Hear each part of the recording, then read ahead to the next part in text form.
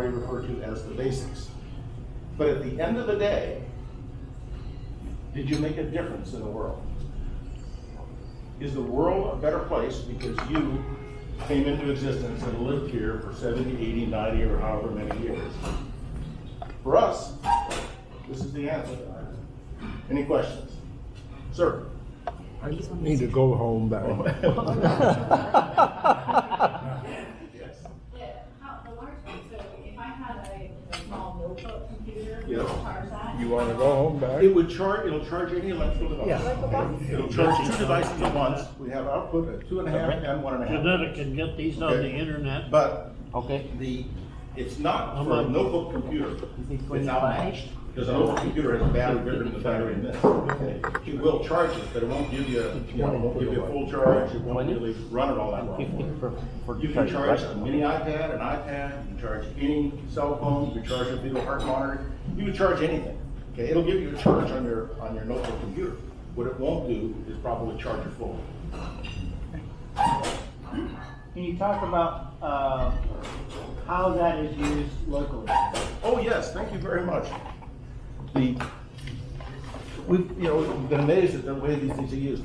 A few years ago, we were approached by a gentleman named Mike Pagnotti. I hope I pronounced his name correctly. I've never met the man. He approached us about the homeless population in Santa Barbara. And it's, and I know this through my work with other charities that love it, that when you're homeless, it is very difficult, even if you want to stop being homeless, to connect with the services that you need to help break that cycle. Imagine trying to function and access the things that all of us take for granted if you don't have an address or a phone number. So a cell phone, it works. The ability to access email, Yeah, that's access my internet, the ability to talk to people at a place where you don't reach is critical. For a lot of the homeless people, finding a place to charge that phone is not so easy. So Mike initially sponsored 25 of our first generation chargers. It's not a bad device, this is much better.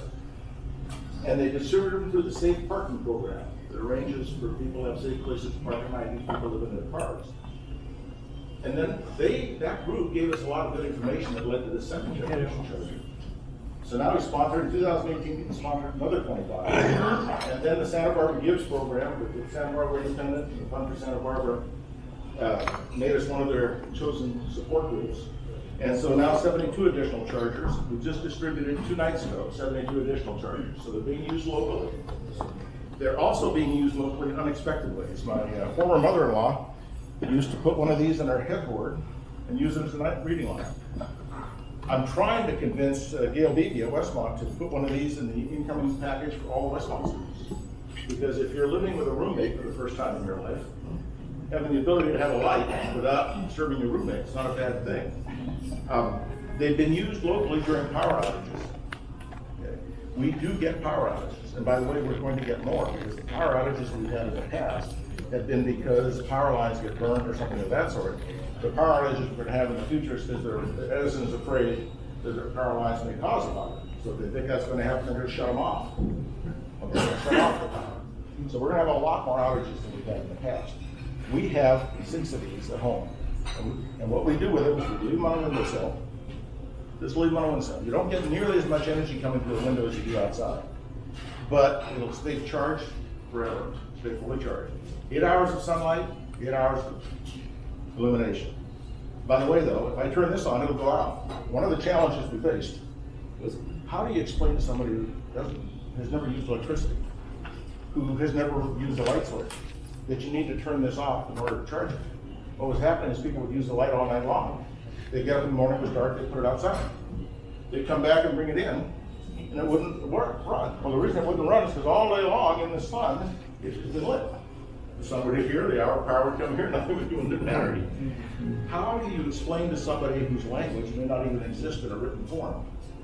And even if it does, you have no idea how many languages, how many inserts can you put in a box? Okay? So now we have a photocell. So this light in a moment or two will go out. Goes out automatically and charges. If there's enough light to make it go out, there's enough light to charge it. This light will eventually charge fully just from these, not anything like the sun.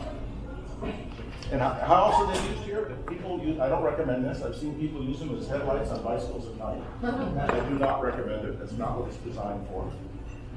People use them in other countries, women use them, go out and gather firewood at night. I've heard of people using them at night to go out to the outhouse and to make sure there are no snakes on the path. This was not what we really had in mind, okay? You find though that when there's a need, when people have a tool, they use it in ways that you never expect. There's a question, yes sir? Yeah, there are obviously